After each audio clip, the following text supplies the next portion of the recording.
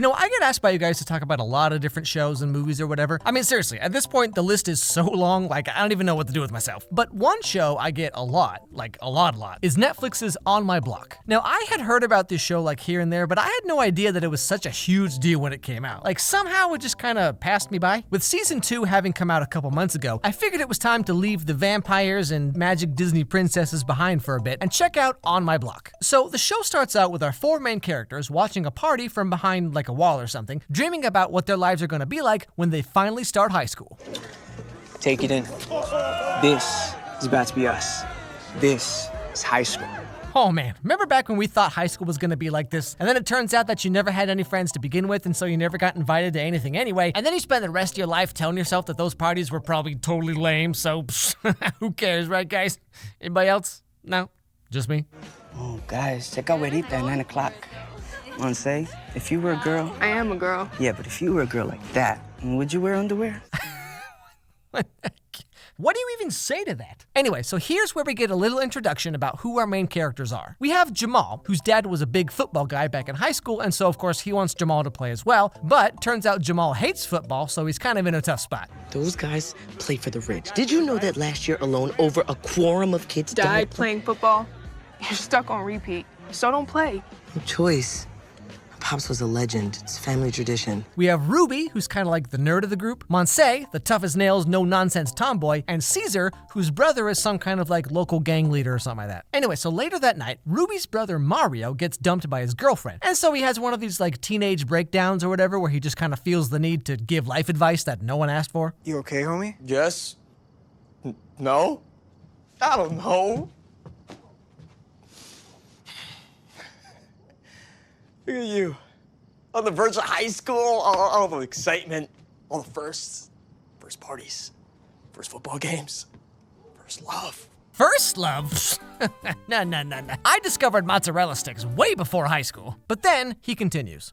Want me to drop some knowledge? No, I don't. High school, it's the foundation for the rest of your life. You know, everybody thinks this, right? Mainly because TV, movies, parents, teachers, literally everyone tells you this. I mean, like, truth be told, yes, high school is important for a lot of reasons, but mainly it's just to get you into college, and college is mainly just to get you into your first job, because like after that, almost none of it matters. You know who cares about where I went to college? No one. You know who cares about my GPA? No one. You want to know how many times I've been asked about my high school extracurriculars? Literally never. I'm not saying high school doesn't matter at all, okay? I'm just saying, don't stress too much about it. Anyway, so then the show flashes forward a little bit, and the kids are getting ready for their high school orientation. Over the summer, Monse went to some creative writing camp or whatever, and just came back to town. But that's when she learns that something happened between Jamal, Ruby, and Caesar, and so now Caesar's been kicked out of the group. I'm back. Can you move that side table? You can wait for Caesar to help. We'll be waiting a really long time. Why? Where's Caesar? We're not talking to him. You in a fight? Well, it wasn't really like a fight. It was more like a... We're not getting into it. Trust us. Caesar's not cool. Now, later on, Jamal secretly quits the football team. But of course, he can't tell his dad or else, you know, he'll get in trouble. And when Monse finds this out, she blackmails him into telling her what exactly happened with Caesar. Did you quit the team and not tell your dad? No. Yes. And he keeps thinking that I'm just gonna wake up one day and be him, and I'm not him. What? I'm gonna rat you out to your dad. Unless you drop the 411 about Caesar. Mr. Tusk! Caesar said that you let him hit it before you left for camp. But like, is this not just the most high school thing ever? What is it about high school kids and making up the most random lies for no reason? Like, you know, everyone's just minding their own business, having a good time, and someone wakes up in the morning one day and just thinks, what if I told everyone that Alex said he has a crush on Jenna, so then her boyfriend comes and beats him up for no reason? This is gonna be a great Wednesday. And then everyone just believes it and talks about it all day? Like, how bored were we? For sure it was a good thing that after high school, everyone grows up and stops inventing rumors about people just to get some kind of imaginary social points, or like, I don't know, trying to sell vitamins or whatever, right guys? So, you know, good thing those days are over, huh? Now, Monse is of course upset by this because there's nothing worse than going into high school with a reputation. But things could be worse. What's worse than losing a friend? Entering high school with a rep. You're smart enough to know that a rumor could ruin your life. Even though everyone in high school wants to do the old devil's tango. But of course, if anyone actually does do the devil's tango, then they're like socially ostracized or whatever, you know, because that makes total sense, right guys? Anyway, so she goes over to Caesar's house to tell him what's what. I need to talk to you. I'm listening. Privately? You can go inside. But if you want to sit on my couch and play Super Smash Bros. On my Nintendo Switch, you got to put that mouth on pause so I can concentrate. Now, putting this whole thing to the side for a second, can I just say that gang life looks incredibly boring? Every time we see these guys, they're either sitting outside the house doing nothing, or driving around doing nothing. And like, obviously joining a gang is a dumb thing to do anyway, but on top of that, they make you wear shorts and tube socks pulled all the way up. I mean, I gotta say, you all just kind of look like Tina from Bob's Burgers. Like the whole gang just rolls up like...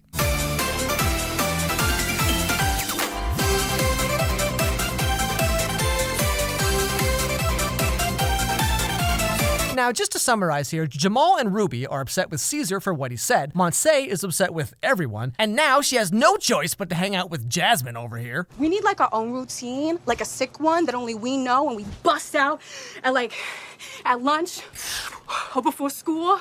Don't worry, girl. I'm gonna teach you. I'm gonna teach you.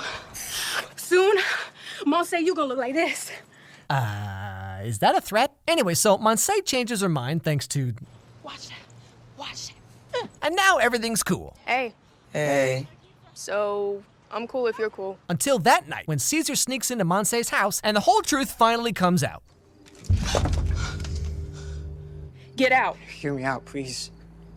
I never meant to hurt you. Then why did you say it? We promised we weren't gonna tell anybody. What? It was true? Okay, let me get this straight. You're saying that you took a and a and then you just... Now, at the end of the episode, we learn that Caesar was forced to join his brother's gang, and he actually might have a good reason for telling everyone about Montse. Oscar. I don't understand. When he got out, he wanted to get at you, so I claimed you. To protect you. And so now it's up to Montse, Jamal, and Ruby to find a way to get him out of the gang, get Jamal to tell his dad the truth, and get Ruby out of his grandma's room.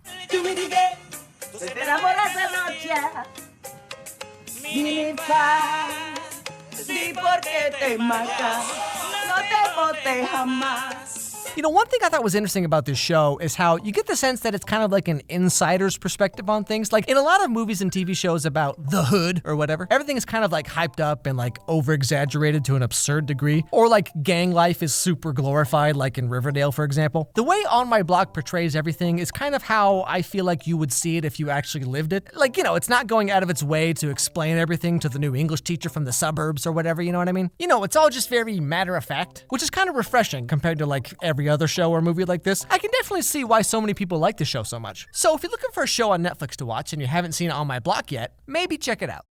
So like I said at the beginning of the video, this is a show that people have been asking me to do for quite a while, especially when season 2 came out a couple months ago. People were like, oh, you should do On My Block, do On My Block. And like, I wanted to for a while, but I was putting it off kind of for a variety of reasons. But one of the biggest reasons is like, in doing these videos, I pull from kind of my own experience, right? Like when I was in high school and here's what I did and here's what I thought and here's, you know, how dumb I was or whatever.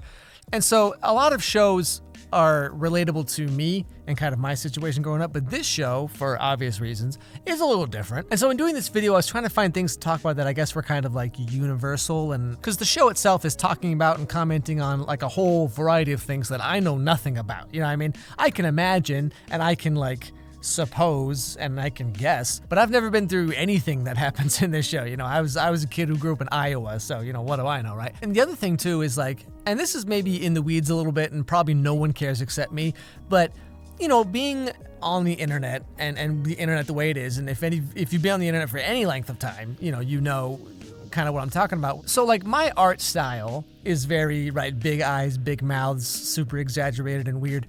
And like, you know, everyone who watches my videos knows that's my art style, and so you know that's how my characters look and that's how they move and whatever. You know, taken out of context, I feel like especially with this video, with the characters being who they are, you know, like me being who I am, drawing these characters the way I draw my characters, I feel like some people could take it out of context and get the wrong idea.